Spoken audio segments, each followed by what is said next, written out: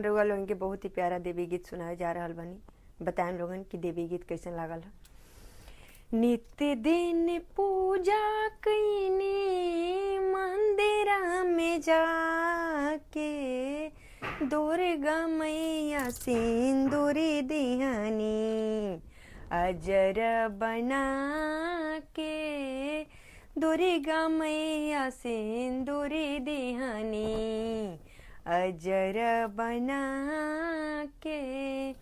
नित्य दिन पूजा कईनी मंदिरा में जाके, दुर्गा मैया बालक दिहानी अमर बना के, दुर्गा मैया बालक दिहानी अमर बना के।